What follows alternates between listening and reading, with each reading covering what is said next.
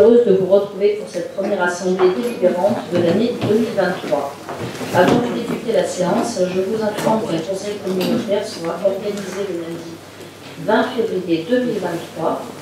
En effet, afin d'éviter au maximum les fragilités juridiques concernant la procédure d'attribution de la délégation de services publics relative à l'assainissement des communes littorales, qui présente un fort risque contentieux au regard de son montant de près de 20 millions d'euros, j'ai souhaité reporter l'attribution de cette dernière. Vous avez reçu vendredi dernier l'ensemble des éléments d'information obligatoires relatifs à l'attribution de cette DSP. Voilà. Donc concernant ce conseil communautaire du 20 février, je tiens à m'assurer que le quorum sera atteint aussi. Je remercie les personnes qui ne pourront pas y assister de bien vouloir lever la main. Si vous savez déjà, vous serez indisponible.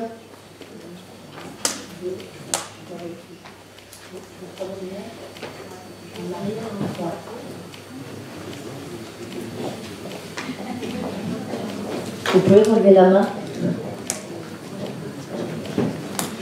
Oui, le 20 février.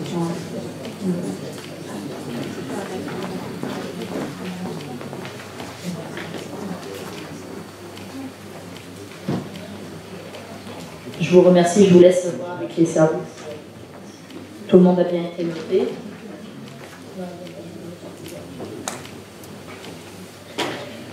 Je déclare à présent la séance du conseil communautaire ouverte. Monnier Blandine, présente. Jourdan René, donne son pouvoir à Blandine Monnier. Verdune Hélène. Arnaud Suzanne. Barthélémy Philippe. Castel René. Joseph Jean-Paul. Friedler Édouard. Aubert Patricia. Alster Daniel. Brondy Jean. Canon Muriel. Granet Jean-Luc. Mazella Fanny. Porcu Robert. Il n'a pas donné son pouvoir.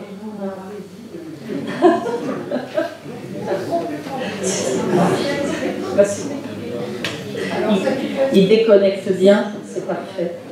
De Peretti Carole a donné son pouvoir à Eliane Thibault. Miliaxio Eric. Thibault Eliane. Garcia Gilles.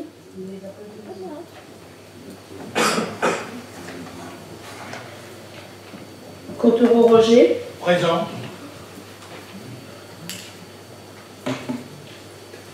Samat André. Ferrara Louis. Guiraud Pascal. Joannon Bruno. Goard Christelle. Maubé Yvan. Absent, a donné son pouvoir à Robert Deléda. Larlé-Loire Evelyne. Sergent Christine. Présente. Deléda Robert. Présent. Bonifay Corinne. Présente.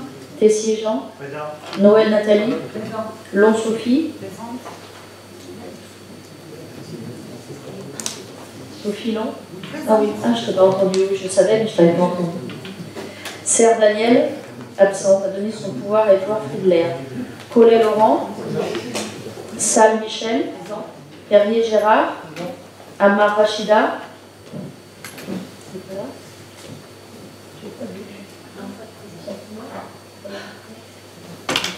Rénard Yves. Bourron Valérie. Présente. Rocheteau Philippe. Présent. Guérel Émilie. Elle a donné une procuration. J'ai pas de procuration là dans la liste. Vous n'avez pas reçu une procuration de Émilie Guérel? Elle l'aura envoyée par mail? Je pense. Les services vont vérifier.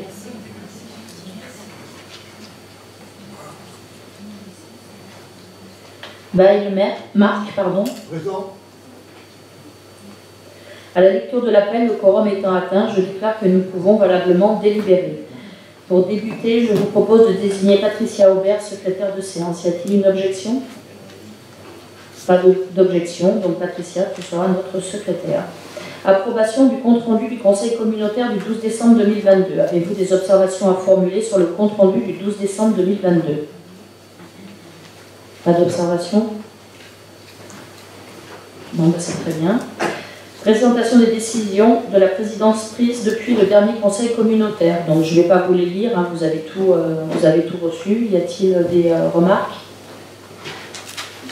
Pas de remarques, nous allons passer au point suivant. Enfin, avant de passer au point suivant, je voudrais donc faire une petite intervention. Vendredi après-midi et durant le week-end, mes services et moi-même avons été sollicités par plusieurs d'entre vous, concernant notamment la délibération relative à l'augmentation des tarifs de l'eau.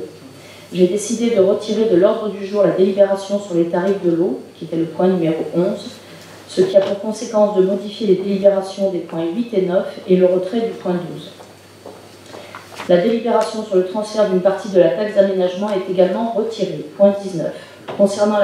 C'est le point 19. Concernant la taxe d'aménagement, comme je l'ai dit à l'ensemble des vice-présidents, pour moi, il n'est pas concevable que certaines communes acceptent de reverser une part de leur taxe d'aménagement et pas d'autres. Sans reversement d'une part de la taxe d'aménagement, le budget d'investissement de l'agglo est plus limité. Chacun en tirera donc les conséquences et les assumera en fonction des projets qui viendront. L'eau est un sujet particulièrement complexe, difficile à appréhender, qui suscite de fortes interrogations. C'est un chantier que je me serais bien gardé de mener si j'avais eu le choix. Malheureusement, le budget de l'eau de la CASSB, comme cela vous a été présenté lors du débat d'orientation budgétaire du 12 décembre dernier, en raison de sa fragilité, impose ce chantier. Ce travail est appelé depuis plusieurs années par notre comptable public, qui m'en a parlé dès ma prise de fonction. D'une part, une prospective pour une convergence des tarifs doit réglementairement être engagée et présentée au comptable public. D'autre part, l'état dégradé des réseaux et des branchements dans les communes, ainsi que les chantiers communaux d'envergure, implique une augmentation importante des investissements. À cette situation déjà complexe vient s'ajouter la coexistence de deux modes de gestion. Régie pour les communes du Haut-Pays et délégation de services publics pour les communes littorales, ainsi que pour la commune du Castellet. J'ai, avec mes services, essayé au maximum d'apporter à l'ensemble des élus présents en bureau communautaire les outils leur permettant d'appréhender ce sujet, afin, comme à mon habitude, de jouer au maximum la carte de la transparence. Ainsi, le sujet de l'eau a été mis à l'ordre du jour des bureaux du 25 mai 2022, du 17 octobre 2022, du 28 novembre 2022, et enfin, une présentation détaillée a été faite par notre bureau d'études le 16 janvier 2023. Je comprends les interrogations, aussi j'ai décidé, suite à plusieurs demandes, de retirer de l'ordre du jour la délibération relative à l'augmentation des tarifs de l'eau. Cette décision a une conséquence immédiate, le budget de l'eau n'est plus équilibré et ne pourra pas être voté aujourd'hui. La reprise des excédents reportés est obligatoire, mais encore une fois de plus, cela ne pourra pas durer. Les excédents y fondent. Cela implique que les travaux prévus dans le cadre de ce budget, notamment la PCP, ne peuvent pour le moment être engagés. Par ailleurs, dans un souci de respect pour mon prédécesseur et de continuité de son action politique, je n'ai pas souhaité mandater un audit financier de la structure. Cependant, par courrier en date du vendredi 3 février 2023, M. Alster m'indique qu'il souhaite disposer d'une situation analytique de la commune de Sanary aussi détaillée que possible à l'issue du vote des comptes administratifs 2022 au regard des trois compétences eau, pluviale et assainissement. Je suis absolument favorable à cette demande et c'est avec plaisir, mon cher Daniel, que j'y consens. Et je profite de cette occasion pour aller plus loin et engager un état des lieux analytique global de la structure depuis son passage en communauté d'agglomération. Afin de rassurer et d'informer les élus des travaux que nous menons, je vais également créer un groupe de travail sur cette question. Vous êtes tous les bienvenus dans la limite d'un nombre raisonnable et de la représentation de chaque commune pour candidater à ce groupe de travail. Merci de faire parvenir acte de candidature auprès de Madame Pellegrin Camille à l'adresse mail suivante camille.pellegrin @sudsanbom.fr. Par ailleurs, j'ai d'ores et déjà entamé le travail sur l'élaboration d'un pacte financier et fiscal qui aurait dû être mis en place depuis 2014 et qui nous permettra conjointement de définir notre PCI de demain en termes financiers. Pour rappel, si la comptabilité analytique reste un outil intéressant, il n'en demeure pas moins que, comme en commune, la somme des intérêts particuliers ne constitue pas toujours l'intérêt général. Nous sommes ici en conseil communautaire et si nous représentons chacun une commune, nous sommes tous des élus communautaires et représentons à ce titre, et chacun d'entre nous, l'ensemble des habitants de Sud-Saint-Baume et pas seulement les habitants de notre commune d'origine. C'est dans cet état d'esprit de transparence et de responsabilité que je souhaite continuer à mener ma mission. Je vous remercie pour votre écoute. Maintenant, je vous propose de passer à l'ordre du jour. Délibération numéro 1, adoption de l'avenant numéro 2 au contrat de concession numéro 2019-08 relatif à l'exploitation du bistrot de Rivaux. Suzanne.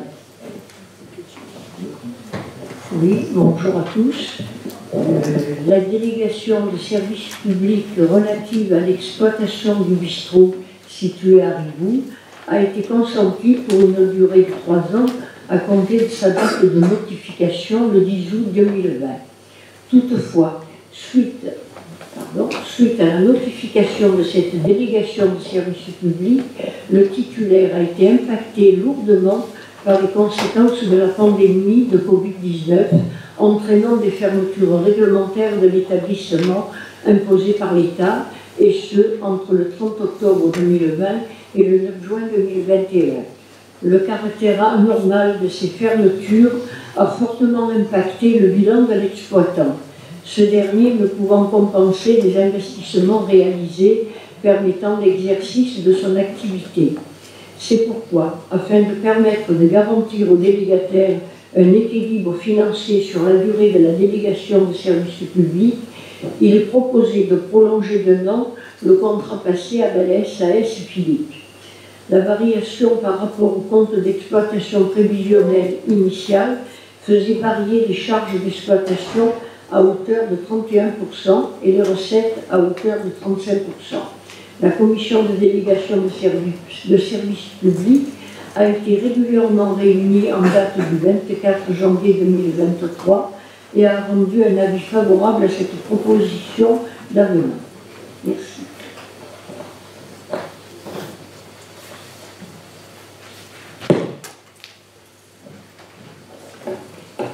Merci Suzanne. Y a-t-il des questions? Nous allons passer au vote. Qui est contre? Qui s'abstient? À l'unanimité. Point suivant, désignation des représentants au sein de la commission de pilotage de la convention de coopération entre le pouvoir adjudicateur pour l'aménagement et le développement numérique du Var. Merci Madame la Présidente.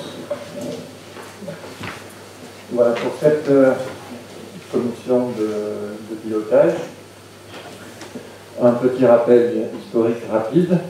Donc, par délibération du 7 novembre dernier, nous avions approuvé la convention de coopération entre la région, le département et 11 PCI. Alors, sur 12, je rappelle toujours qu'ils sont tellement gros qu'on les oublie à chaque fois. Donc on oublie toujours Toulon et la métropole. Donc c'est 11 PCI sur 12. Donc on avait voté le même jour l'avenant de résiliation de la convention d'investissement, de financement, des subventions. Ensuite, délibération du 12 décembre, accord sur la dissolution du syndicat mixte ouvert. L'avenant au contrat de DSP. Et donc aujourd'hui, la convention de coopération prévoit une commission de pilotage qui est composée d'élus et la répartition est la suivante. La région dispose de 2 représentants et je propose, pour pas qu'il y ait de confusion, qu'on précise en même temps qu'il s'agit de 11 voix. Le département du Var de 2 représentants et 11 voix, et chaque EPCI, donc 11 EPCI, d'un représentant et d'une voix. Alors, pour souligner l'importance de cette commission de pilotage, à laquelle a participé Madame la Présidente le 27 janvier, donc la première, j'ai extrait du compte-rendu. Les groupes de travail prioritaires, alors il y en a plusieurs, et il y en a un qui m'a paru assez intéressant d'isoler et de vous en faire part, c'est accompagner les communes pour la remise en conformité de plus de 50% des dossiers d'implantation de domaine public, stopper la dérive et rattraper l'historique. Voilà, je pense que c'est peut-être le point le plus important qui concerne toutes les communes. On a eu l'occasion d'en discuter. Voilà, donc normalement, Alors, on a beaucoup de dossiers contemporains et qui prennent beaucoup de temps aux élus et surtout aux fonctionnaires. Donc, les communes vont être contactées pour faire le point là-dessus. Et j'en profite pour souligner, pour faire un petit écho à ce que vous disiez tout à l'heure, quand on a travaillé là-dessus, échangé là-dessus, je confirme votre souci d'équité et de transparence, y compris dans ce domaine-là, puisque Evenos n'était pas du tout mis en avant. Il a souligné le fait qu'il fallait oublier aucune commune. Voilà, c'était un petit aparté.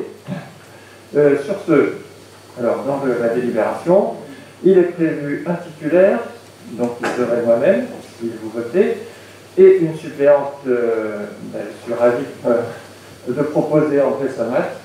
Alors ça permettra, si besoin en était, mais pas besoin, mais ça peut caler dans ce sens, de la fluidité avec le département, puisque vous êtes en même temps conseillère départementale. Mais actuellement, tout se passe bien avec le département, on travaille la main dans la main. Voilà, Madame la Présidente. Merci Jean-Paul pour cette explication détaillée. Y a-t-il des questions? Nous allons passer au vote. Qui est contre? Qui s'abstient? À l'unanimité. Point suivant, fixation de la composition et des règles de fonctionnement du comité des partenaires. Philippe. Oui, merci Madame la Présidente, mes chers collègues. En fait, c'est la loi d'orientation des mobilités qui instaure un comité des partenaires. En fait, c'est une instance de concertation. Et cette instance, elle doit être consultée sur les sujets importants dans le domaine des transports, notamment sur l'offre de mobilité, sur les politiques tarifaires, sur la qualité des services. Chaque fois qu'il y a un sujet qui le mérite, à ce moment-là, la consultation de cette instance est bienvenue. Elle émet bien évidemment cette instance des aides. Alors il faut en dresser la composition. Donc il y a 3 partenaires. Il y a la communauté, donc il est proposé que ce soit la présidente ou son représentant et les maires de chaque commune ou leurs représentants. Ça c'est pour le côté de notre collectivité. Ensuite il faut des usagers, bien sûr. Alors il y a des usagers institutionnels et puis des particuliers. Les institutionnels, il y a la FNOT, la Fédération nationale des associations d'usagers des transports. Il y a l'association des paralysés de France. Je crois que c'est important compte tenu du poids justement de tout ce qui concerne l'accessibilité dans les transports. C'est très bien que cette association soit membre de ce comité. Il y a une association d'Evenos qui s'appelle Tamalou. Ça doit être très sympathique. Et puis ensuite, il y a un habitant par commune, donc désigné, je dirais, par les maires des communes en question. Et puis s'il y a s'il y a des usagers, ben, il faut aussi des employeurs. Donc la proposition est d'avoir la chambre de commerce, donc le président et son représentant, et puis 2 associations d'entreprises de notre agglo, l'association Delta, qui concerne le plateau de Signes, et l'association Entreprendre le Sud Sainte-Baume, qui est à Sanary, mais qui couvre l'ensemble des entreprises de notre rayon. Voilà, donc l'idée c'est de créer aujourd'hui cette instance de concertation, et puis ensuite, lors de sa première réunion, elle fixera son réglementaire. Voilà, Madame la Présidente, l'objet de cette délib. Merci Philippe. Y a-t-il des questions? Je vous écoute. Madame la Présidente, voilà une question qui rejoint votre intervention en préambule. Vous avez notamment, et avec raison, souligné combien nous étions ici, non pas au titre de simplement notre commune et des habitants qui nous ont fait confiance, mais que nous sommes ici pour l'intérêt général et le territoire. Et bien voilà un sujet qui est intéressant parce que c'est justement au travers des communications, des transports, que les communes se connaissent, que les habitants se côtoient. Et je pense qu'il y aura de cette instance qui va se créer une grande nécessité d'effort, car nous manquons terriblement sur notre territoire de moyens de communication, aussi bien pour les travailleurs que pour les habitants eux-mêmes et que pour les touristes. Donc je vous fais confiance, Madame la Présidente, pour être particulièrement dynamique pour que les transports sur notre territoire s'améliorent nettement. Merci d'avance.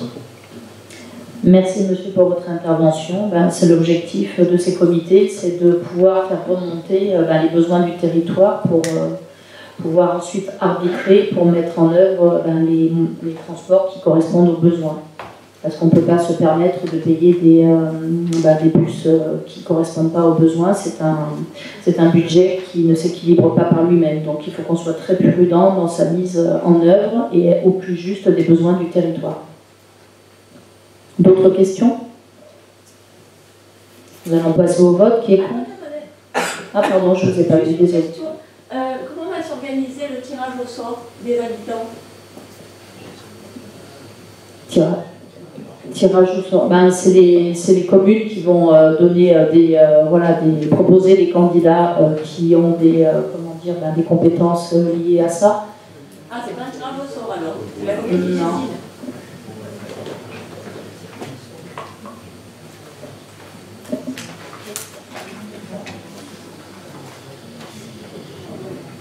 On attend le retour des communes qui tireront elles-mêmes leurs candidats.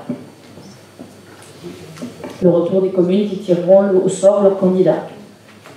D'accord. Voilà. D'autres questions? Donc, merci. Comment? Non, merci. C'est bon? D'autres questions? Nous allons passer au vote. Qui est contre? Qui s'abstient? À l'unanimité. Point suivant, désignation des représentants de la CASSB au sein de l'association Rising Sud.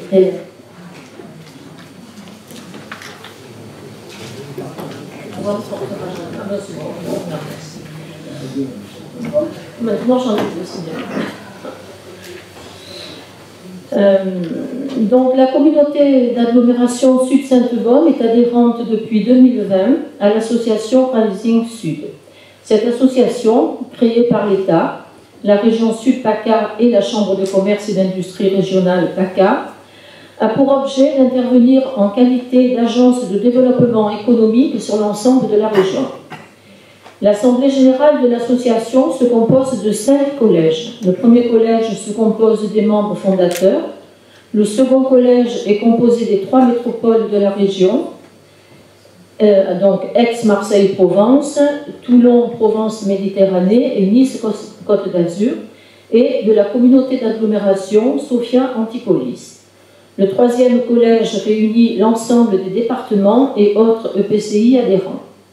Le quatrième collège réunit l'ensemble des entreprises adhérentes. Le cinquième collège réunit, quant à lui, les autres acteurs économiques du territoire, à savoir les pôles de compétitivité, les agences de développement économique, les universités et les grandes infrastructures portuaires et aéroportuaires. Afin de participer activement aux orientations au sein de cette association permettant de mettre en synergie les collectivités et les groupements de la région et les entrepreneurs, il convient de désigner un représentant afin de représenter la communauté d'agglo Sud-Sainte-Baume dans son troisième collège. Donc, vu le Code général des collectivités territoriales, la délibération du Conseil communautaire numéro 220-119, considérant la nécessité pour la communauté d'agglo de désigner un représentant et son suppléant afin de siéger au sein de l'association Rising Sud. Donc, je propose au Conseil communautaire de désigner Hélène Verduy, moi-même, comme représentante de la communauté d'agglo au sein du collège 3 de l'association Rising Sud et de désigner Madame Patricia Aubert comme suppléante. Merci. Merci Hélène. Y a-t-il des questions? Nous allons passer au vote. Qui est contre? Qui s'abstient? À l'unanimité. Point suivant, fixation des taux de fiscalité directe locale au titre de l'exercice 2023. Patricia. Merci Madame la Présidente. Le vote des taux d'imposition de fiscalité directe locale des collectivités territoriales doit intervenir avant le 15 avril. Ce vote doit obligatoirement faire l'objet d'une délibération, même au cas de maintien des taux votés l'année précédente. Il est donc proposé au Conseil communautaire de voter les mêmes taux que ceux votés en 2022. Merci Patricia. Nous allons passer au vote. Qui est contre? Qui s'abstient? À l'unanimité. Point suivant, toujours Patricia, fixation des attributions de compensation provisoire 2023. Merci Madame la Présidente. Il est proposé d'approuver le montant provisoire des attributions de compensation 2023, dont les montants sont identiques aux attributions de compensation définitive 2022 et sont détaillés dans la délibération jointe. Merci. Nous allons passer au vote. Qui est contre? Qui s'abstient? À l'unanimité. Point suivant, subvention au budget annexe tourisme. René. Le fonctionnement du budget annexe du tourisme intercommunal pour l'exercice 2023 nécessite le versement d'une subvention du budget principal dont le montant sera inscrit au budget primitif de l'exercice 2023. Outre son fonctionnement interne concernant notamment le traitement du personnel et les frais administratifs, cette subvention permettra au budget annexe du tourisme de poursuivre ses différentes missions.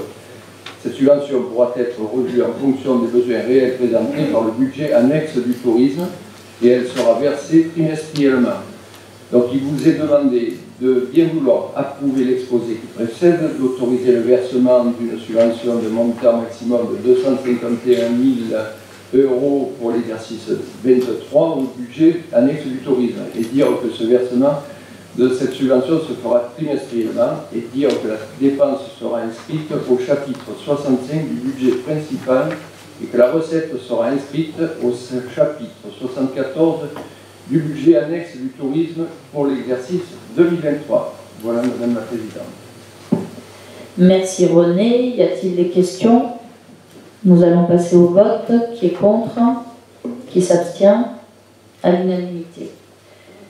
Point suivant. Vote d'autorisation de programme et crédit de paiement de nouvelles opérations. Il est proposé au Conseil communautaire d'ouvrir 3 nouvelles autorisations de programme. Une pour la construction d'un centre d'exposition et de promotion touristique à Evnos sur le budget principal. Et pour les travaux du quai de Gaulle à Sanary, 2 autorisations sont créées sur les budgets concernés selon la nature des travaux. Travaux sur le réseau pluvial sur le budget principal, travaux sur le réseau d'eau usée sur le budget annexe de l'assainissement. Les caractéristiques de ces 3 nouvelles opérations sont détaillées dans le projet de délibération qui vous a été soumis. Y a-t-il des questions? Je vous écoute. Merci Madame la Présidente. Mon intervention concerne les points relatifs au quai de Gaulle à Sanary-sur-Mer. Depuis quelque temps, sur Sanary-sur-Mer, lorsqu'on parle de quai ou de port, il y a une extension de vocabulaire. Un quai, un port, c'est quelque chose de très bien défini. Or, nous avons appris à un conseil municipal qu'un quai et un port, ça pouvait s'étendre de l'entrée de la ville à l'est à la sortie de la ville à l'ouest. Alors, ma question est très simple et très claire et directe. Lorsqu'on parle ici de quai de Gaulle, est-ce que c'est bien exclusivement le quai de Gaulle ou est-ce que cela s'intègre à un projet qui est beaucoup plus large que le quai du général de Gaulle?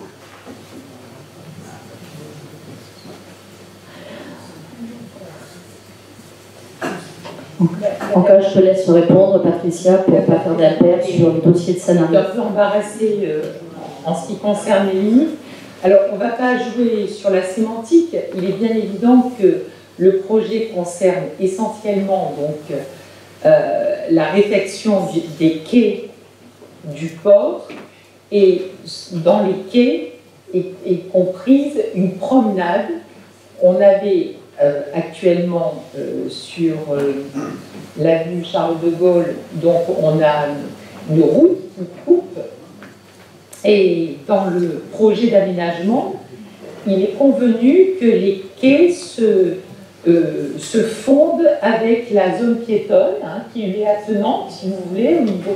Donc, effectivement, nous avons une vision, on va dire, globale de cet aménagement du centre-ville, qui est du port, qui est le cœur de notre centre-ville, du centre ancien. Merci Patricia. La communauté d'agglomération intervient dans le cadre de ses compétences sur ce qui est les réseaux d'eau, pluviale et assainissement. Voilà, là aujourd'hui on n'a pas pu voter pour l'eau, mais on vote là pour l'assainissement et le pluvial. Je vous écoute, allez-y. Je remercie Madame Aubert d'avoir précisé que c'était bien dans un cadre global et que ça concernait effectivement la route qui sépare, je dirais, le port, le quai du port, des terrasses des cafés. Là, nous sommes parfaitement d'accord. Mais j'aimerais qu'elle me précise, que vous me précisiez, si l'avenue Gallieni et tout ce qui va jusqu'à l'esplanade d'Estienne-d'Orbe fait partie de cela. C'est tout. Lorsqu'il s'agit exclusivement du quai et de la route qui le sépare des terrasses, il n'y a aucun problème en ce qui nous concerne. Si cela concerne par contre les deux éléments complémentaires de la route où il n'y a plus le port, aussi bien à l'est qu'à l'ouest, nous ne sommes pas d'accord et dans ce cas-là, je l'exprimerai dans mon vote.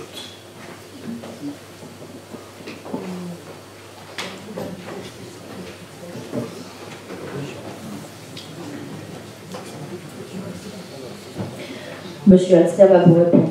Bien, oui. Il est temps de préciser un peu les choses. Nous sommes, comme a dit Madame la Présidente, ici au Conseil communautaire, et si on parle de l'intérêt général et pas de l'intérêt particulier. On vous a répondu au sujet du quai de Gaulle. Le quai de Gaulle, c'est le quai de Gaulle. Gallieni et Estienne-d'Orbe, qui seront faits aussi, n'entrent pas dans ce cadre. Ça se traite en Conseil municipal à Sanary, et vous aurez la précision. Ce sont des budgets totalement différents qui n'ont rien à voir avec la communauté d'agglomération. Monsieur le maire, je m'excuse, mais encore une fois, un port, c'est une surface bien déterminée. Un quai, c'est une surface bien déterminée. S'il s'agit d'autre chose, l'appellation indiquée dans ce rapport est inexacte. Bien. Je crois qu'on ne va pas voter. Nous ferons de la sémantique après. Madame Samat nous éclairera de ces lumières de professeur de français qu'elle fut pendant longtemps de lettres. Je vous propose de voter contre si effectivement ce projet ne vous appelait pas. Je le comprends, Monsieur Potreau, mais c'est très fâcheux pour nos collègues voilà, donc, du Conseil communautaire. Là, nous sommes en train d'importer des petites fâcheries. Donc, vous êtes pour ou contre le projet. Donc, il s'agit, après, n'allez pas vous plaindre si vous voulez que les eaux du port ne sont pas correctes, que nous ne mettons pas tout en place pour améliorer l'esthétique, mais l'écologie et aussi la technique autour de ce port, un équipement qui soit à la fois moderne et dans l'esprit de ce port, de son histoire et de son identité. Voilà. Donc nous avons été, je crois, au bout de nos réponses. On ne peut pas y ergoter plus. Voilà. Donc Madame la Présidente va le soumettre au vote et voter en votre âme et conscience. Simplement, je pense que mon intervention a éclairé. Nous sommes bien au niveau de l'intérêt général de la communauté. La communauté participe à un certain niveau à une opération. Il est donc normal que la communauté sache quel est l'objet précis de son intervention. Si je n'étais pas à Sanary, je dirais que voilà une intervention qui concerne le port et le quai du port. Mais quand je me permets donc d'éclairer la communauté, elle fera ce qu'elle veut. et je voterai peut-être même pour, sait-on jamais. Mais simplement que l'on sache pourquoi on vote. On ne vote pas ici, a priori, pour uniquement le port et le quai, on vote pour une avenue qui sort de Sanary jusqu'à la route qui monte à Bandol, et de l'autre côté, on vote pour une route qui va de la sortie du port de Sanary jusqu'à la REP. Voilà. Alors ensuite, chacun vote, bien entendu, mais sait pourquoi il vote. Il ne vote pas pour le port et le quai, il vote pour un plus vaste projet. Merci pour votre intervention. Je pense que là, on a tout dit. Il faut vraiment comprendre que nous, au niveau de l'agglomération, nous allons voter pour ce qui concerne les travaux du pluvial et les travaux des eaux usées. Donc en fait, l'agglomération n'est pas là pour arbitrer le choix des communes. Elle va dans le sens du choix des communes. C'est à chaque commune, sur des projets tels que ceux-ci, de faire ses propres choix et de dérouler le programme pour lequel ils ont été élus. Voilà, nous allons passer au vote. Qui est contre? Qui s'abstient? 2 abstentions.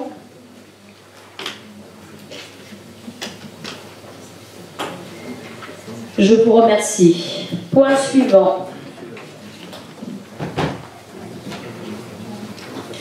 Je vais laisser la parole avant donc, au cabinet B2E qui va vous présenter...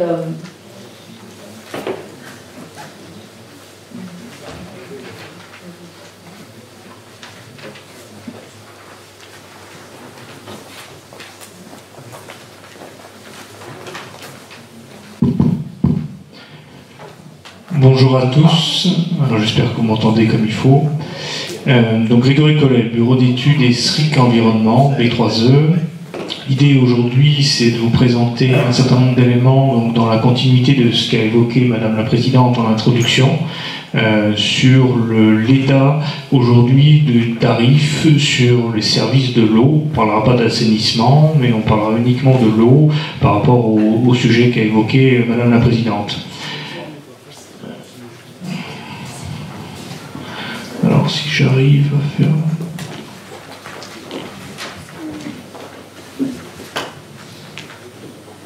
Hop. Alors déjà le constat aujourd'hui si je parle trop fort, attendez, je vais reculer mon micro comme ça, excusez-moi.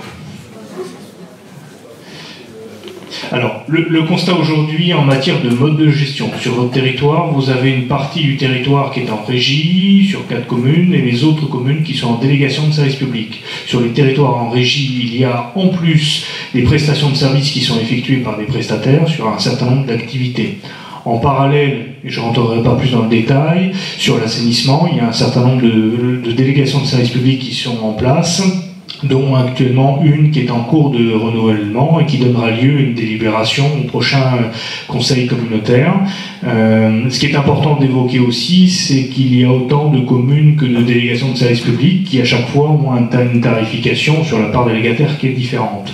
Donc le constat, quand on regarde et qu'on fait la photo de l'ensemble de votre territoire, vous avez des structures tarifaires qui sont complètement différentes. Il y a autant de structures tarifaires qu'il y a de communes, avec différentes tranches et différents tarifs. On retrouve 2 grandes notions. Vous savez que le tarif se décompose de 2 grandes parts. La part qu'on qualifiera de surtaxe, la part collectivité, qui, dans le cas des communes en délégation de services publics, sert à financer l'investissement, et pour les communes en régie, sert à financer l'investissement et aussi l'exploitation du service.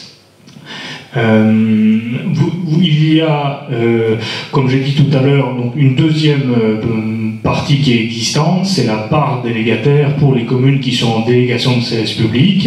Et il y a au bout du bout un certain nombre de taxes qui s'appliquent sur la tarification, qui vont à l'agence de l'eau, et après c'est la TVA. Donc on parlera dans les différents éléments que je vais vous présenter en hors taxe, c'est-à-dire par collectivité, par éventuellement délégataire là où elle est existante, et j'enlèverai la partie taxation pour plus de lisibilité et ce qui correspond in fine à ce qui revient dans la partie budgétaire par rapport au budget que vous allez évoquer après ultérieurement.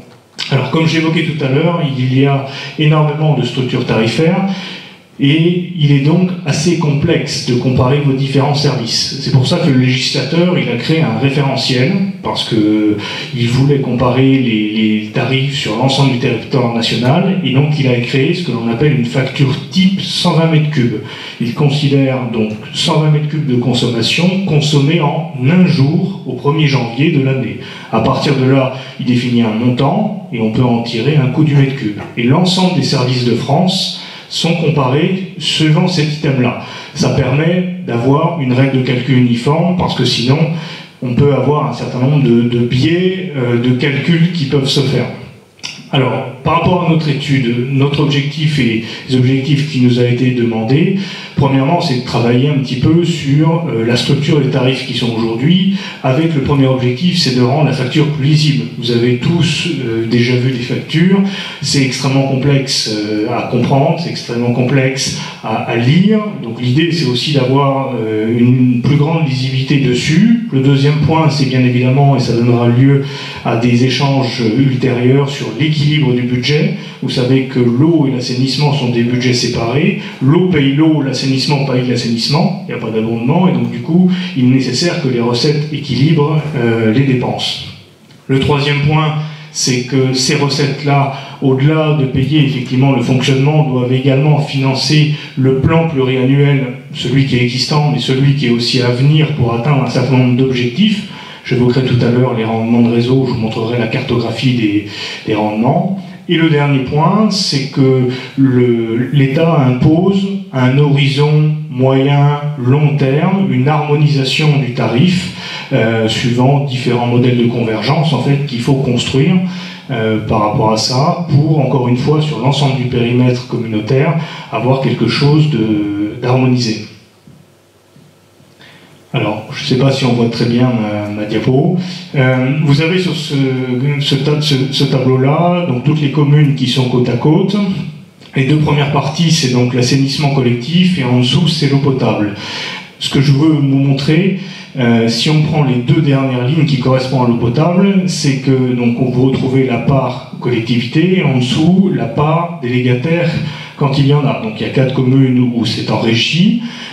Pour ce qui est la part collectivité, vous avez pour chacune des communes des structures tarifaires qui sont différentes, avec soit pas de surtaxe, soit une simple part variable, soit des tranches tarifaires 0,25, 0,30, 0,40, 40, 60, 60, 120, 120, 250. Autant vous dire, extrêmement hétérogène et issu de l'ensemble de l'histoire des collectivités et surtout de son spectre de consommation associé. Donc quand on voit ce constat-là, on a tout de suite une difficulté, c'est la thématique de l'harmonisation, parce qu'on est sur quelque chose d'extrêmement hétérogène. Pour autant, comme j'expliquais tout à l'heure, le législateur il a prévu ça, et donc il a prévu un référentiel 120 mètres cubes pour pouvoir comparer le coût des services associés. C'est ce que je vais vous présenter maintenant. Alors vous avez pareil, l'ensemble des communes côte à côte, à gauche les différentes structures de tarifs. Il faut savoir qu'un tarif de l'eau se compose d'une part fixe et de parts variables. Ces parts variables peuvent se décomposer simplement un coût au mètre cube, mais également des tranches tarifaires, élément que je viens de préciser. Donc vous voyez, ça c'est la photo à l'instant T de la surtaxe collectivité.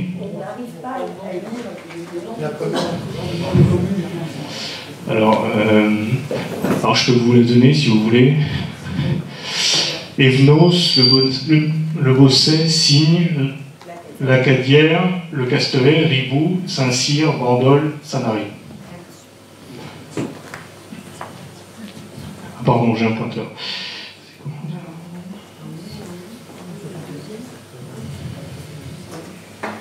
Bon, alors, ce que l'on voit, c'est que dans le calcul de la facture 120 mètres cubes, il y a donc un coût de 120 mètres cubes qui va de 0 € à 339 € pour le plus élevé pour la commune d'Evenos. Donc on a véritablement différentes tarifications, différents coûts de la 120 mètres cubes et donc différents coûts du mètre cube associés. Ensuite, on a fait le même exercice pour la partie qui est relative à l'exploitation du service pour les communes qui sont en délégation de service public. Donc on a rajouté les mêmes communes, on retrouve pour ces 4 communes-là les communes qui sont en régie, et pour les autres communes, ce sont les parts délégataires qui sont issues des négociations de délégation de services publics qui ont eu lieu, qui donnent lieu à des tarifs qui rémunèrent le délégataire pour son exploitation. Okay, merci. Et donc du coup, à l'issue, on agglomère l'ensemble des parts, la part collectivité et la part délégataire, et vous avez donc une facture 120 mètres cubes. Une facture 120 mètres cubes hors taxe, donc je dis bien hors taxe, c'est-à-dire hors agence de l'eau et hors TVA, qui est in fine ce que doit payer l'usager uniquement sur la partie eau. Donc il faut y agglomérer après l'assainissement, bien évidemment, collectif, là où c'est en place. Donc on a une facture, quand on fait la moyenne, qui est de 253 € pour une facture 120 mètres cubes, soit un coût du mètre cube de 2,11 € hors taxe. Ça, c'est l'élément qu'on voulait partager, c'est la situation à l'instant T. On a une moyenne nationale, alors comme dans toutes les moyennes nationales, c'est l'agglomérat de l'ensemble des services en France de différentes tailles. On est sur une moyenne nationale de 1,90 € hors taxe. Le troisième constat, et Madame la Présidente l'a précisé, le tarif aujourd'hui de la part collectivité n'équilibre pas le budget. Ce montant-là ne permet pas d'avoir effectivement l'équilibre dépenses-recettes associées. Et dernier point que j'ai précisé, pour surtout ne pas galvauder la présentation, c'est que dessous j'ai effectivement précisé donc les parts délégataires. Pour les communes qui n'ont pas de délégataires et qui sont en régie, c'est donc la part collectivité qui finance, in fine, le coût de l'exploitation géré par la régie ou ses éventuels prestataires. Alors, après, alors je vous assène un peu de chiffres, mais c'est important pour vous expliquer la mécanique. Chacun des tarifs, chacune des collectivités abonde dans un pot commun. Et vous aviez évoqué tout à l'heure la notion d'analytique, donc de l'ensemble de ces recettes. Ces recettes sont issues de volumes, ce qu'on appelle les assiettes, c'est-à-dire le volume de consommation de chacune des communes. Donc, aujourd'hui, vous avez une assiette globale de plus de 6 300 000 m3 facturée en eau potable.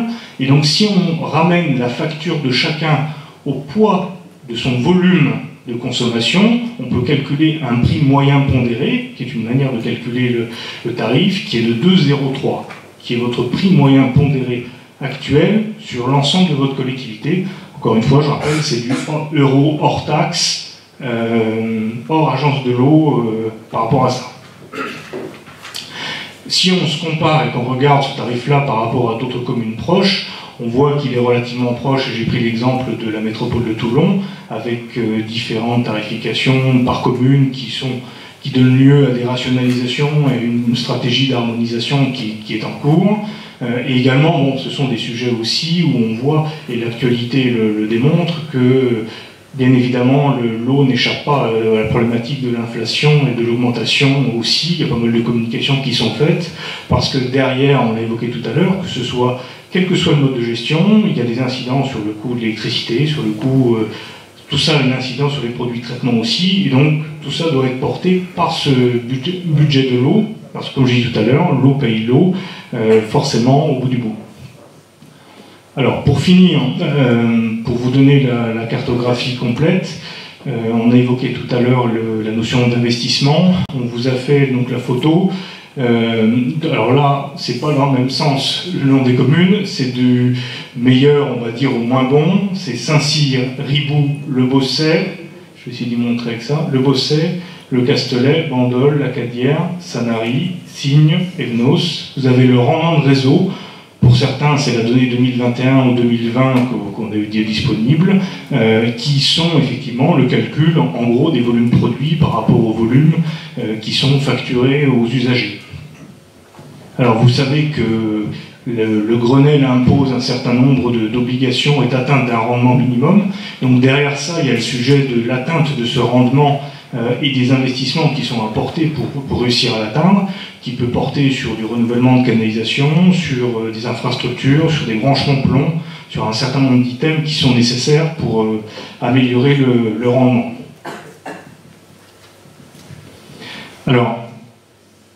Je vais finir par quelques simulations, et puis comme l'a dit Madame la Présidente, tout ça donnera lieu à des groupes de travail dessus. On nous a demandé de travailler par rapport à la problématique de l'équilibre budgétaire. Aujourd'hui, l'équilibre budgétaire nécessite un rééquilibrage de l'ordre d'1 million d'euros. 1 million d'euros par rapport à ça. Donc la question qu'on s'est posée, c'est de se dire comment on peut, au travers, comme tout à l'heure je l'ai dit, l'eau paye l'eau, comment on peut, au travers des tarifs de l'eau, rééquilibrer ce million d'euros-là. On a fait une première simulation par rapport aux différents tarifs. Donc là, excusez-moi, je pense que vous ne voyez toujours pas les couleurs. Donc Evnos, le Bosset, Signe, la Cadière, le Castellet, Ribou, Saint-Cyr, Bandol et Sanary. Vous retrouvez le coût du mètre cube actuel que j'ai évoqué tout à l'heure et que j'ai calculé suivant la méthode que je vous ai présentée. Quand on voit ça, la première simulation, on se rend compte qu'on a un tarif moyen qui est le plus proche du tarif moyen pondéré, qui est celui de la Cadière et de Bandol. Donc la première simulation, c'est de se dire, on essaie d'harmoniser sur ce tarif-là, c'est-à-dire que les communes qui sont en dessous, on les met à ce tarif-là, les communes qui sont au-dessus, on les laisse en l'état. Et de combien, suivant l'assiette et l'apport de chacune des communes, quel est le surplus de recettes que cela générerait. Et donc le résultat du calcul montre 1,4 million de recettes supplémentaires générées. Donc ça permet d'avoir un ordre de grandeur et de se dire que ce tarif moyen de 2,09, 2,08 que l'on retrouve sur la Cadière et Bandol amène ce niveau de recettes. Après, deuxième simulation, pour essayer d'avancer et de regarder comment on pourrait faire évoluer ça, on s'est dit, on va faire le travail inverse, c'est-à-dire qu'on va se fixer l'ordre de grandeur d'atteindre 1 million d'euros. Et si on se fixe 1 million d'euros, quel est le tarif cible qui en découle en rétropédalant la mécanique? Et donc on trouve un prix moyen de 1,96 € hors taxe. Vous vous souvenez tout à l'heure, on était sur 2,03 tarif moyen pondéré, là c'est 1,96 € prix moyen global. Donc on a fait l'exercice. Les communes qui sont au-dessus, on ne les a pas bougées, et celles qui sont en dessous, on les a alignées par rapport à ça. Et donc on arrive à un delta de surtaxe d'1 million d'euros. Simplement, quand on a fait la mécanique, on s'est rendu compte que sur la commune de Signe, on avait une augmentation qui était forte de 76 centimes, et donc du coup on a fait une dernière simulation pour voir l'évolution, c'est pour tamponner cette incidence et la limiter à 40 centimes et de voir en fonction quel serait le nouveau tarif cible qui serait du coup calculé.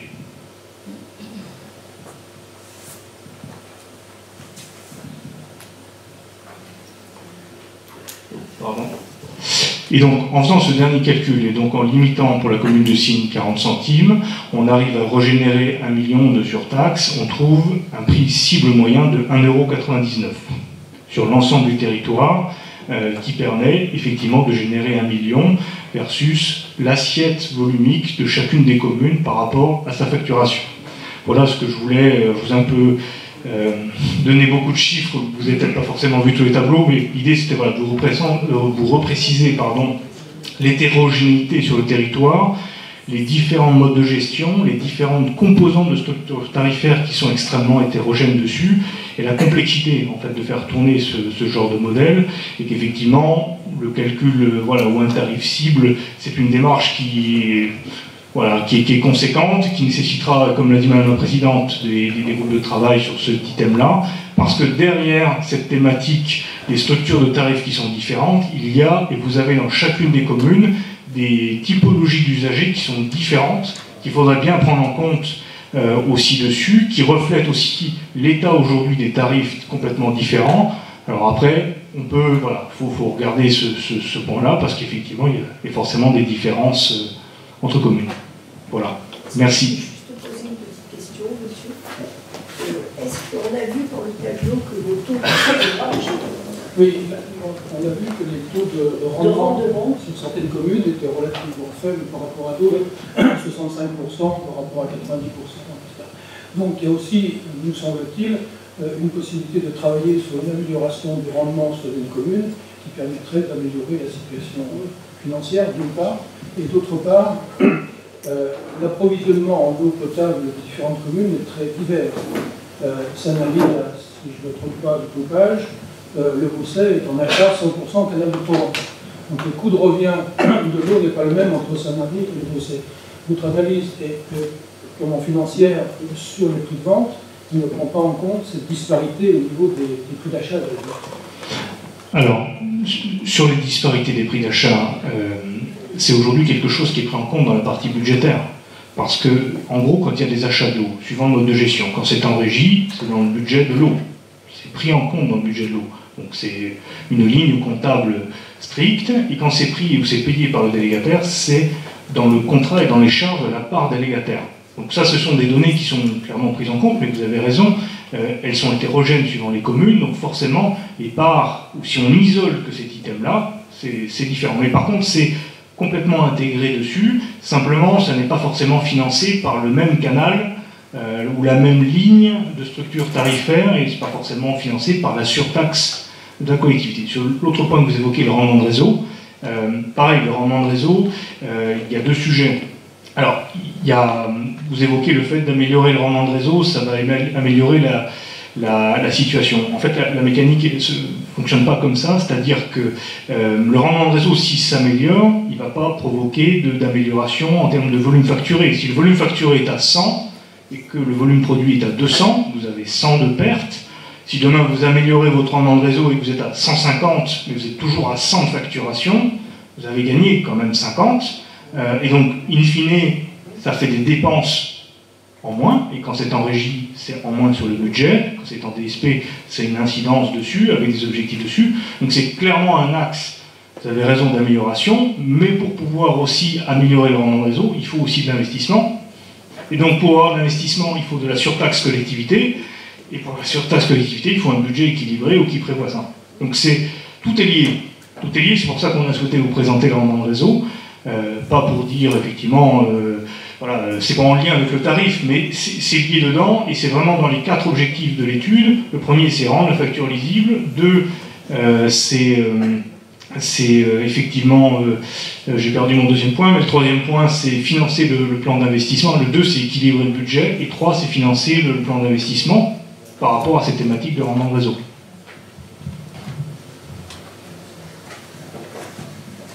Merci. Édouard, tu voulais poser une question? Je t'ai entendu émettre une question. Merci. En fait, c'était pas une question. Monsieur, vous parliez, si j'ai bien entendu, qu'en régie, on n'aurait pas équilibré le budget de l'eau et qu'on l'aurait abondé par le budget principal. C'est pas le cas. Ce n'est pas le cas. Si j'ai bien compris. J'ai pas dit ça, j'ai simplement dit que dans le budget aujourd'hui que vous n'allez pas voter, en fait, mais que le budget que vous devez voter, il y a 2 composantes dans ce budget-là. Il y a la part d'investissement, qui est, quel que soit le mode de gestion, financé par la surtaxe, et qu'il y a une partie dans ce budget qui va financer le fonctionnement de la régie pour les 4 communes. Parce que pour les autres communes, on est sur la part délégataire. Donc le déséquilibre ou les difficultés budgétaires, elles sont dans l'ensemble de la globalité, entre l'exploitation, l'investissement, l'endettement, bien évidemment. Et ce n'est pas que la régie, hein, c'est une globalité. Simplement, la grande difficulté, quand on présente les tarifs de la surtaxe, on peut se dire, mais tiens, il y a une surtaxe qui est plus élevée sur une commune, mais en régie, c'est aussi normal, parce qu'il faudrait isoler dans cette part-là la part qui est due à l'exploitation, comme on le fait là où il y a une délégation, où il y a une part délégataire. C'est simplement ça que je voulais faire pour bien resituer, mais voilà, pas de déséquilibre dû à ça, c'est une globalité sur l'aspect budgétaire et les prospectives que l'on a effectuées. Une autre question? Peut-être pas une question, mais un commentaire. J'ai bien retenu ce que vous nous avez présenté, et c'est vrai que vous avez utilisé une méthode, qui est la méthode que l'on trouve, je dirais, partout en France, c'est-à-dire celle de 120 mètres cubes. C'est vrai que quand on raisonne sur la France, 120 mètres cubes, ça a un sens, puisqu'il y a une terrible diversité entre les communes, qu'il y a des petites, il y a des grandes, il y a des communes de montagne, de plaine, il y a de tout. Donc le 120, je dirais, ça a un sens. Par contre, nous ici, le 120, il n'a aucun sens. Le 120, il n'a aucun sens parce que nous avons un poids des résidents secondaires colossal. Mon voisin de Bandol, je crois que tu me disais, 57% de sa population sont des résidents secondaires. À Saint-Cyr, le poids des résidences secondaires, on est aux alentours de 46. C'est-à-dire que la notion de 120 mètres cubes, aussi sympathique soit-elle, elle n'est pas significative sur l'échantillon que nous représentons. Et pourquoi en particulier? Bien parce qu'il y a aussi un effet taille. C'est-à-dire que même si vous pondérez la consommation de Ribou par rapport à celle de Sanary, c'est vrai que les coefficients que vous allez mettre sont très sympathiques, mais ça va certainement altérer pas mal de choses. La deuxième observation que je voudrais faire aussi, c'est que dans la plupart des communes, sauf erreur de ma part, il y a une relève au semestre. Et à partir du moment où il y a une relève au semestre, il est bien évident que, là encore, les chiffres au niveau des moyennes, manifestement, posent des difficultés. Alors, ceci, je pense, c'est une belle incitation à bûcher. Je crois que quand la présidente dit qu'il faut approfondir les choses, elle a complètement raison. C'est complexe. Il faut certainement raisonner avec des calculs particuliers. Les barycentres, il n'y aura pas une signification très grande, mais je crois, si vous voulez, que c'est très intéressant puisque c'est nécessaire, c'est indispensable, je dirais, d'arriver à équilibrer le budget. Donc là, le fait que l'on équilibre le budget, c'est impératif. Même pas la peine de discuter, il faut aller là.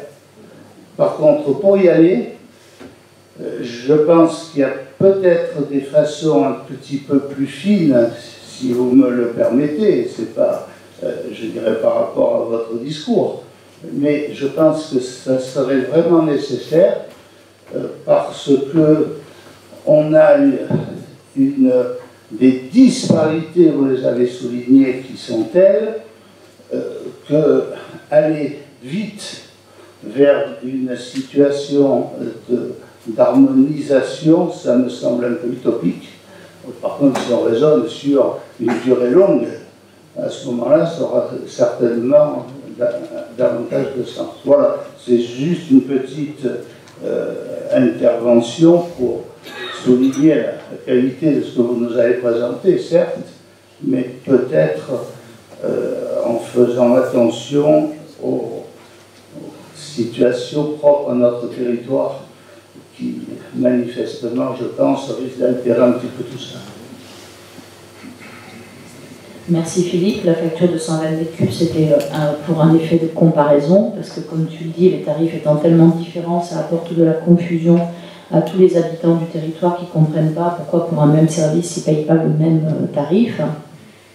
Et c'est vrai que nous avons des situations au départ qui sont totalement différentes, et notamment lorsque l'on est en régie. D'ailleurs, peut-être que nous, les chiffres, comment dire, ont énormément baissé, alors qu'avant le transfert, nous n'avions pas des si faibles taux de rendement.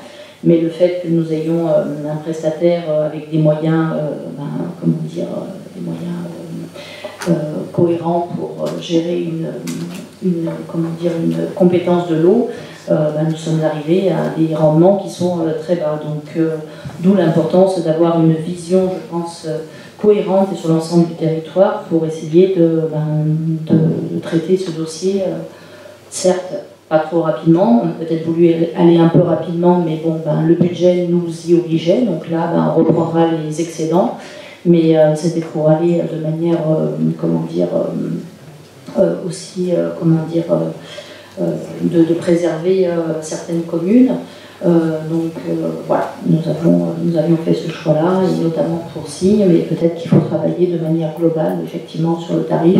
Et le fait de travailler en groupe permettra de faire sortir tous les points de particularité des communes et d'arriver à trouver un tarif qui soit le plus juste possible pour l'ensemble des habitants de l'agglomération.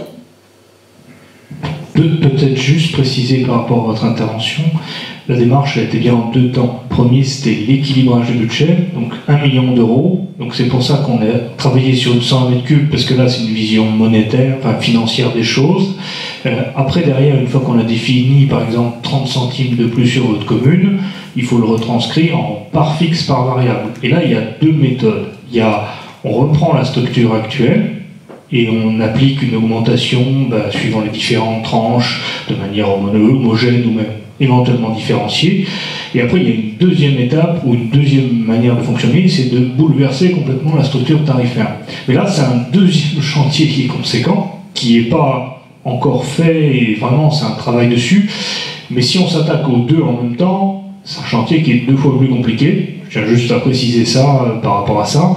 Et surtout, je pense qu'il y a aussi des possibilités qui ne sont pas aujourd'hui en place sur le territoire, mais il peut y avoir des tarifications été-hiver ou des choses qui répondent à votre structure d'usager. Il y a une notion sociale, il y a plein de notions aujourd'hui qui existent.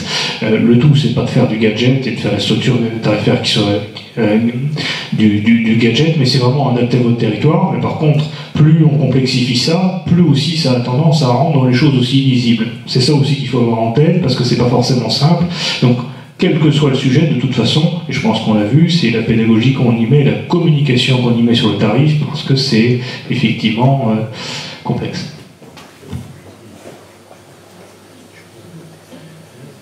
C'est pourquoi je demandais si c'était possible que chaque commune, en respectant les objectifs qui sont fixés, réfléchisse à la manière dont ces augmentations vont être répercutées.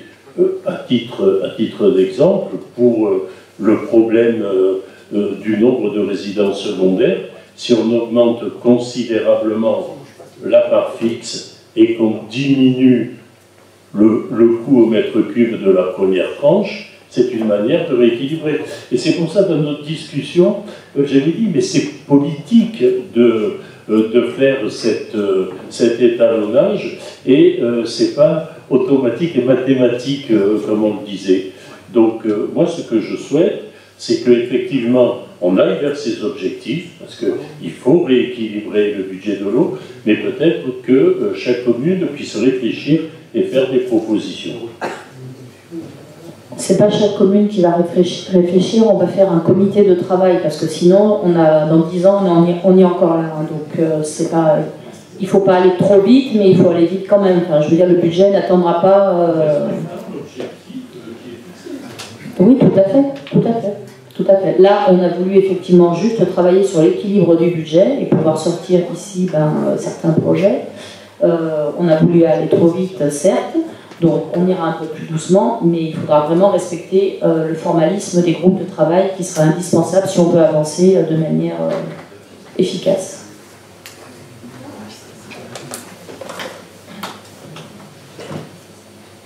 Alors, 2 remarques encore. D'abord, bravo encore une fois pour la transparence et la recherche d'équité.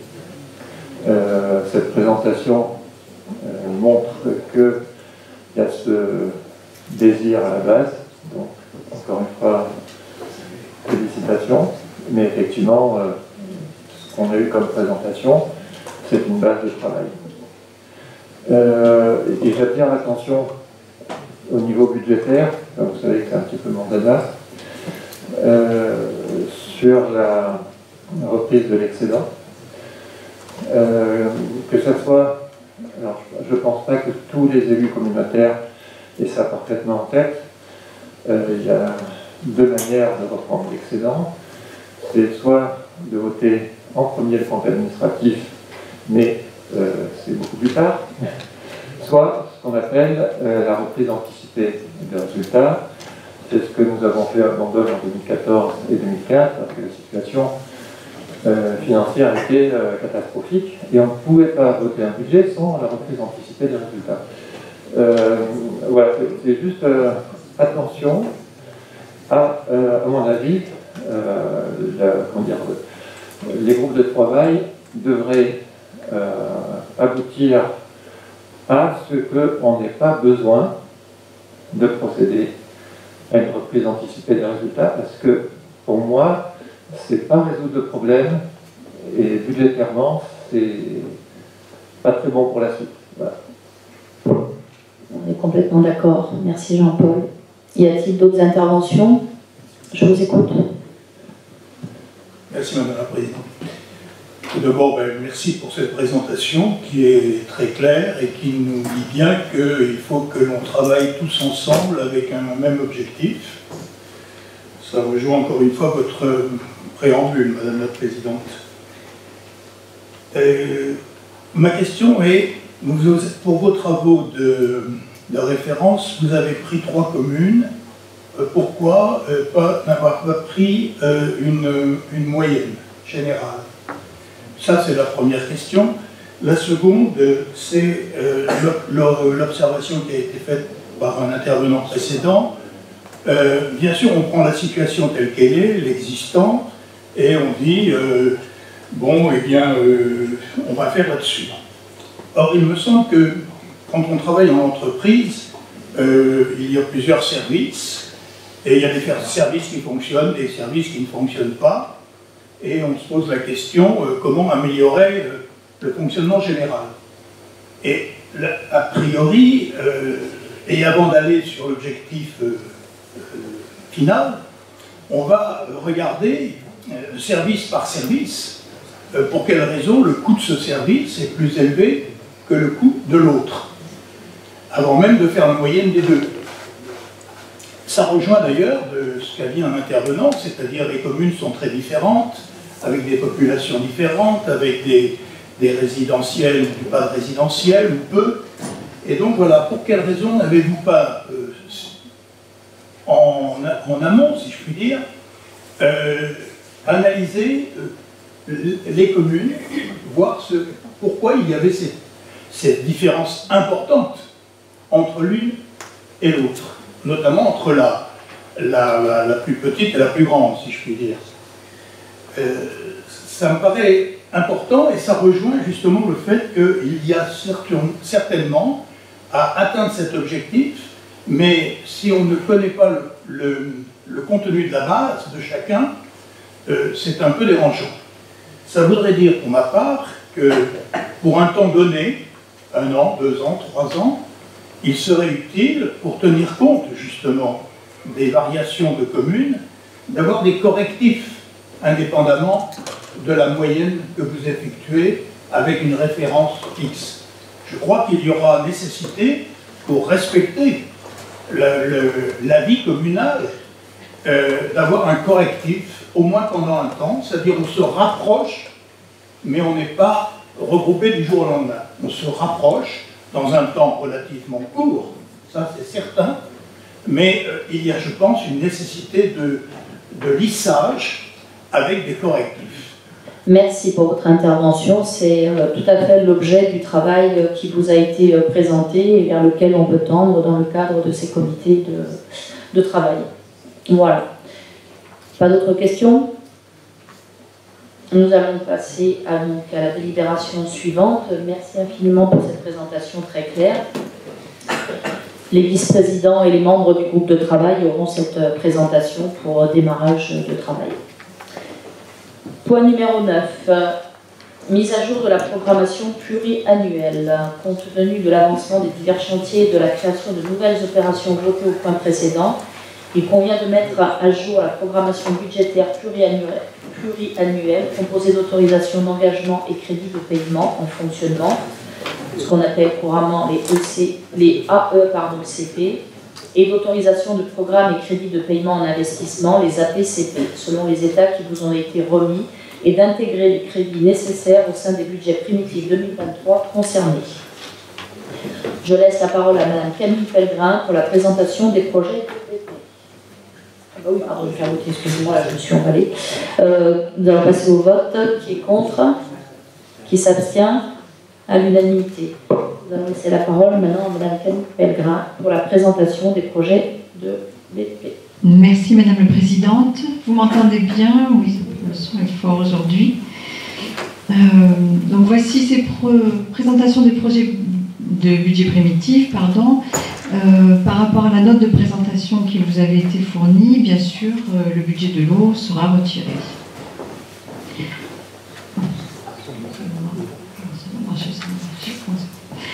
Ces projets de budget primitif s'inscrivent dans la continuité des orientations budgétaires présentées lors du DOB du 12 décembre 2022. Le budget principal et les budgets annexes, à l'exception du budget des transports et du coup du budget annexe de l'eau, dont la préparation était bien sûr faite justement pour éviter la reprise des résultats. Je voulais vous confirmer cela. C'était pour ça qu'on l'avait préparé ainsi. Mais bon, pour aujourd'hui, ce sera donc le budget principal. Oui. Bonjour, excusez-moi, je me permets juste un petit point sur la reprise des résultats. Effectivement, c'est essentiel en termes de bonne gestion budgétaire, puisque normalement, un budget doit s'équilibrer sans l'affectation. On insiste sur ce point-là, et c'est ce que disaient M. Joseph et Mme la Présidente. Merci.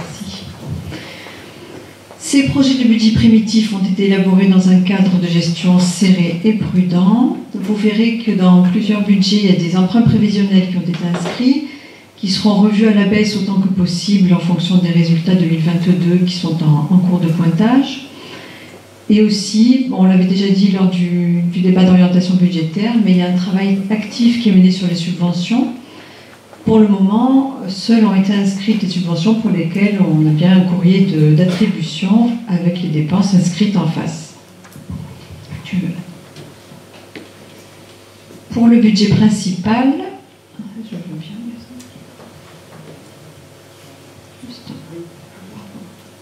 J'espère que vous y voyez bien.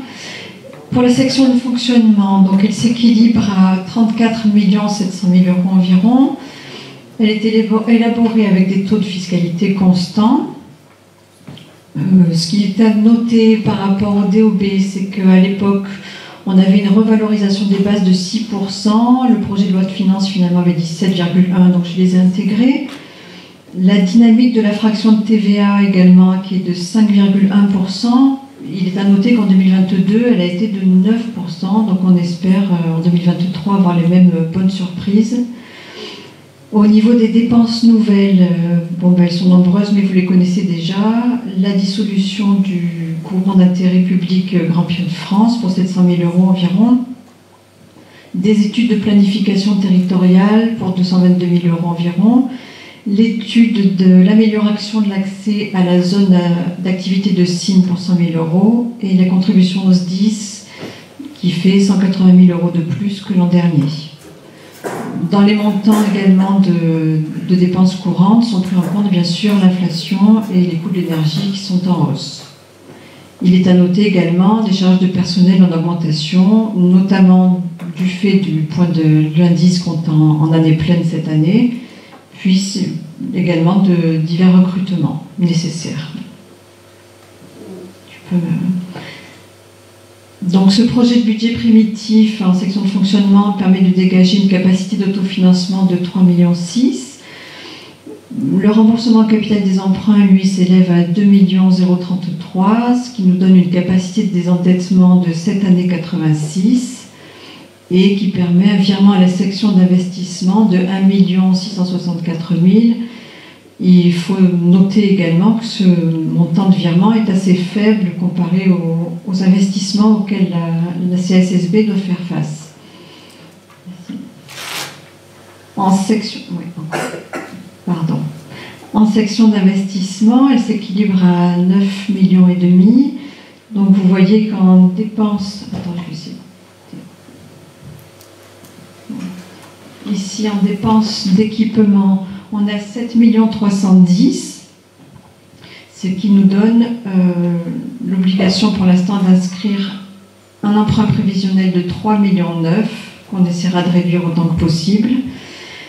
Au niveau des recettes d'investissement, il est à noter que le FCTVA est pris en compte uniquement pour les dépenses d'équipement hors gendarmerie, parce qu'on attend une réponse. Bon, c'est pas très visible malheureusement. Ça, ce sont les détails des dépenses d'équipement, mais vous l'aviez dans la note de présentation. Donc on voit également le poids des APCP, qui sont les 4 premières opérations et qui font 5,4 millions sur les 7,3 millions de dépenses d'équipement.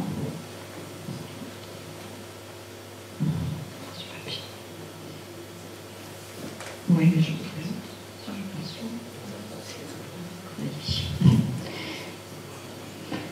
Le budget de l'assainissement s'équilibre en section de fonctionnement à 6 811 000 et à peu près la même chose en section d'investissement.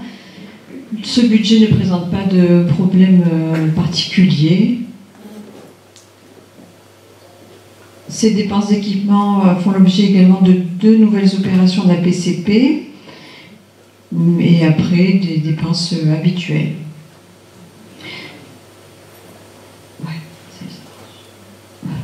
Le budget de collecte et traitement des déchets ménagers s'équilibre, lui, à 18 167 000 en section de fonctionnement et à 1 120 000 en section d'investissement. Ce qui est à noter peut-être pour lui, c'est également la revalorisation des bases de 7,1 qui a été prise en compte.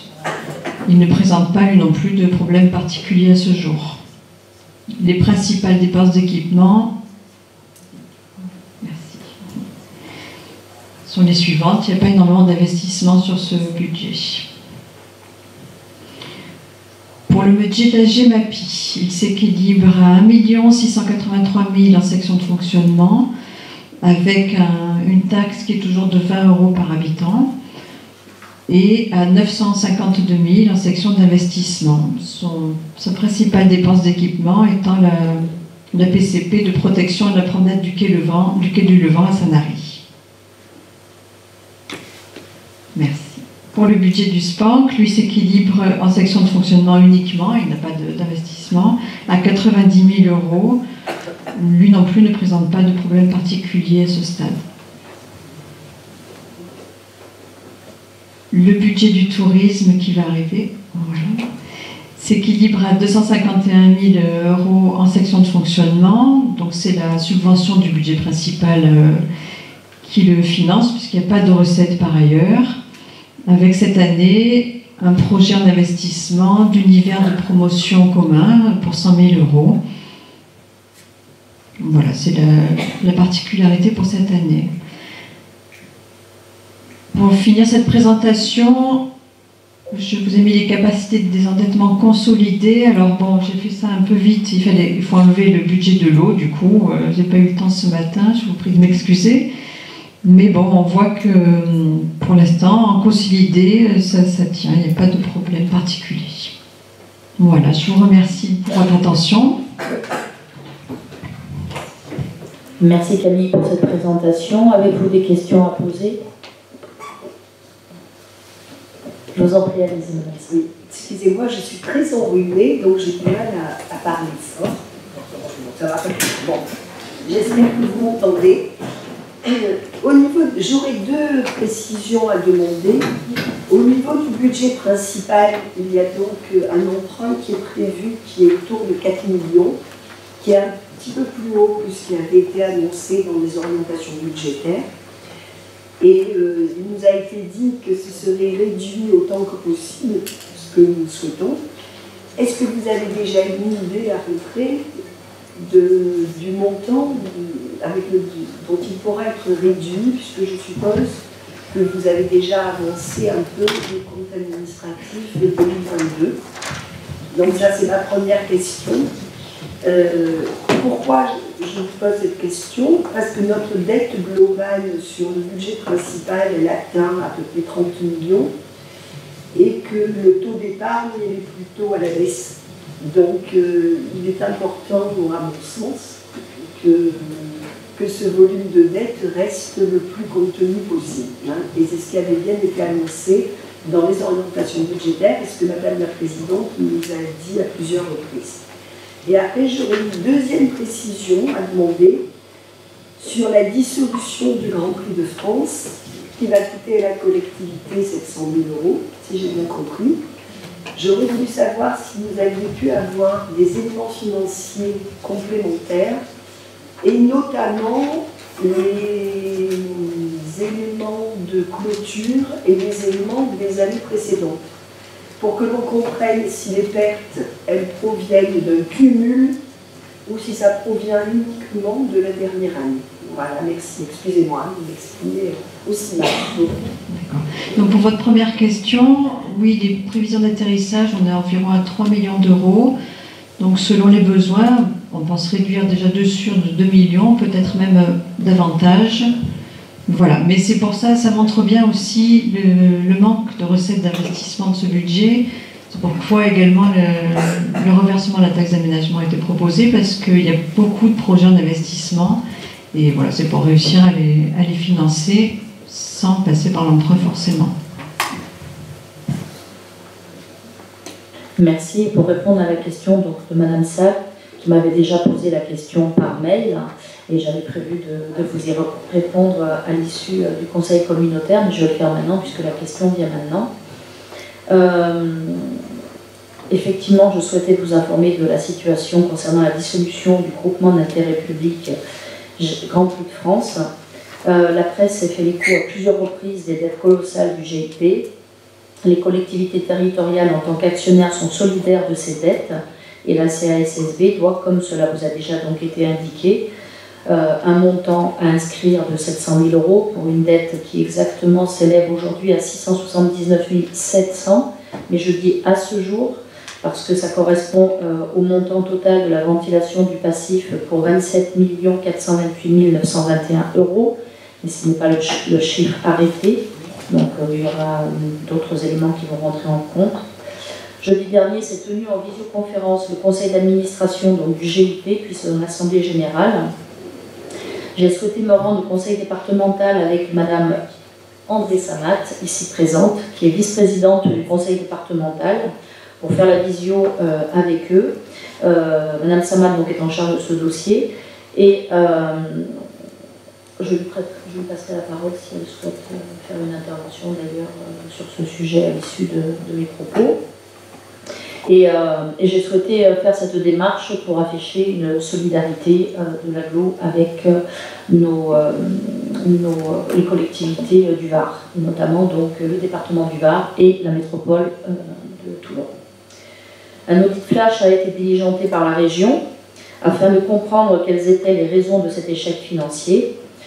À mon sens, de nombreuses questions restent encore en suspens et c'est pour cette raison qu'avec la métropole et le département, nous avons voté contre la dissolution du GIP, enfin d'abord le département et l'agglo, et la métropole avec nous a formé une minorité de blocage suffisante pour pouvoir donc demander de faire autrement pour cette dissolution et notamment qu'il ne soit dissous pas par les membres du GIP mais par le préfet de région, pour qu'il y ait une autorité supérieure qui gère la dissolution, et notamment compte tenu aussi du fait que dans ce GIP, il y avait initialement les collectivités, conseil départemental des Bouches-du-Rhône, métropole de Marseille, chambre de commerce et d'industrie régionale qui se sont retirées du GIP, mais qui pour autant, étant donné qu'ils étaient là à la Constitution, devront participer au financement des dettes. Et de faire ce choix-là, en fait, pour nous, c'était pas, c'est pas qu'on est contre la dissolution du GIP, il faut arrêter ce groupement qui n'a plus d'intérêt juridique puisqu'il n'y a plus de Grand Prix, et il faut arrêter le flot des dettes qui seront à payer, mais pour nous, il était important que cette dissolution soit faite par une autorité supérieure. Voilà la raison de notre positionnement, donc je voulais en informer l'Assemblée. Et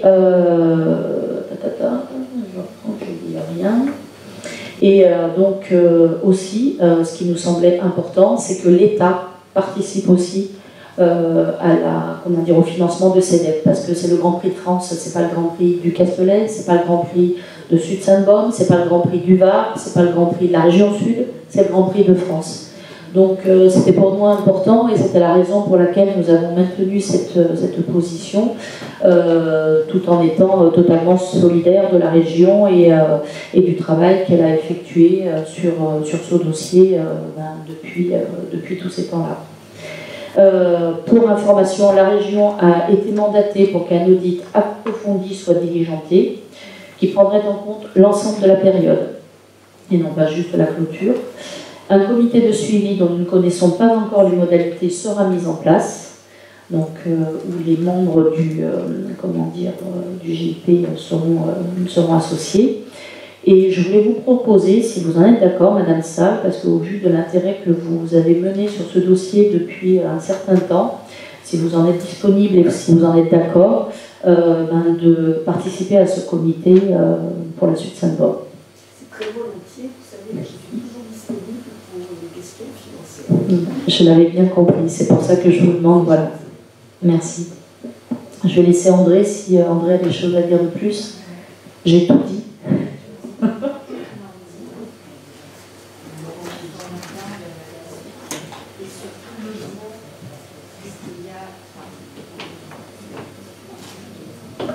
En effet, bonjour à tous et à tous.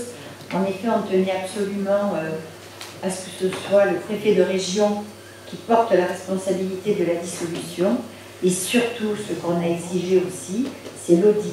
C'est la région qui va prendre en charge, mais on demande d'ailleurs que nos services y soient aussi associés, parce qu'il y a encore beaucoup d'investigations à mener et on n'a pas encore toutes les réponses. Mais Madame la Présidente a fort bien présenté la synthèse de notre réunion de jeudi dernier. Notre âpre réunion.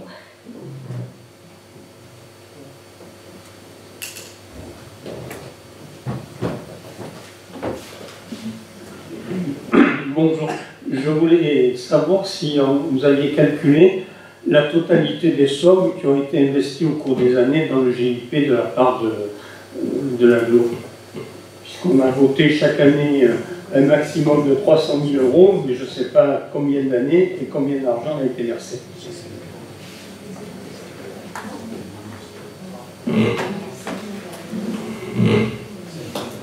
300 000 par an.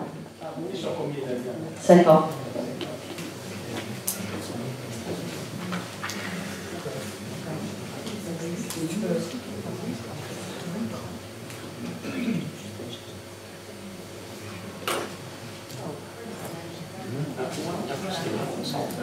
Voilà, donc nous allons reprendre la file de l'ordre du jour.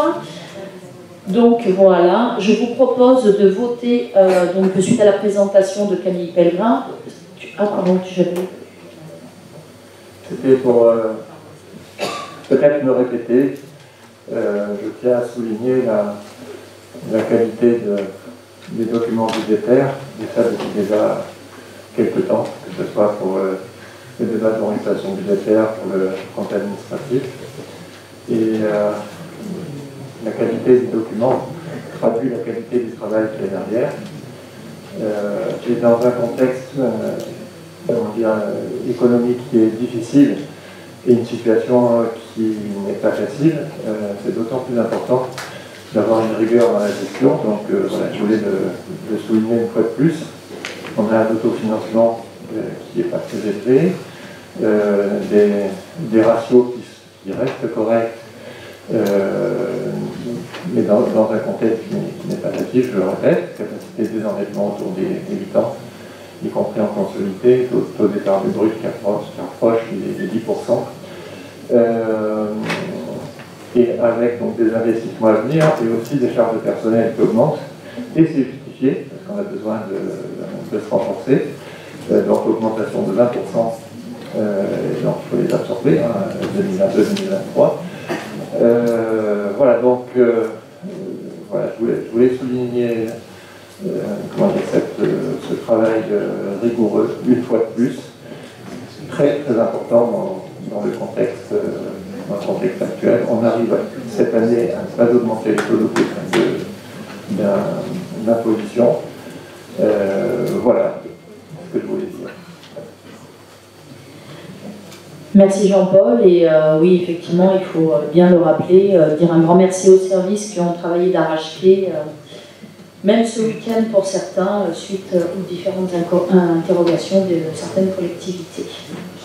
Donc maintenant, je vais vous proposer, suite à cette présentation qui a été faite par Camille Pellegrin et conformément aux documents budgétaires, notes de présentation fournies et aux orientations budgétaires débattues lors de la précédente séance du Conseil communautaire, de voter les budgets primitifs 2023 du budget principal et des budgets annexes assainissement, SPANC, GEMAPI, collecte et traitement des déchets ménagers et tourisme d'une seule voix, sauf si quelqu'un s'y oppose. Tout le monde est d'accord pour voter de la délibération 10 et ensuite de la 13 à 17.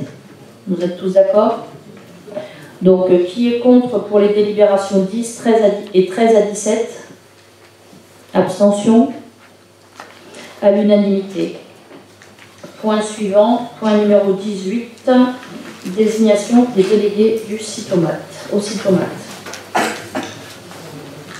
La communauté d'agglomération Sud-Sainte-Baume est adhérente au syndicat intercommunal de transport et de traitement des ordures ménagères, CITOMAT, auprès duquel 4 délégués titulaires et 2 délégués suppléants sont désignés.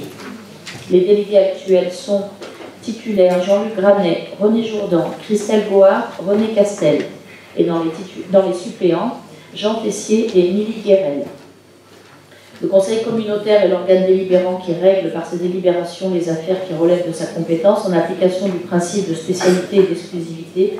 Par conséquent, il appartient au conseil communautaire de procéder à la désignation des représentants de la CASSB au sein des organes extérieurs.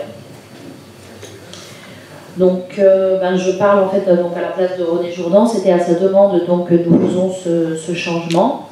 Donc, considérant la nécessité de procéder à une nouvelle désignation des représentants du CITOMAT, il est proposé au conseil communautaire de désigner M. Jean Tessier comme délégué titulaire au CITOMAT en remplacement de M. René Jours et de désigner M. René Jourdan comme délégué suppléant au CITOMAT en remplacement de M. Jean Tessier. Et article 2, que la liste des délégués au CITOMAT est désormais titulaire Jean-Luc Granet, Jean Tessier, Christelle Board, René Castel, et en suppléant René Jourdan et Émilie Guérel. Y a-t-il des questions? Nous allons passer au vote. Qui est contre? Qui s'abstient? À l'unanimité.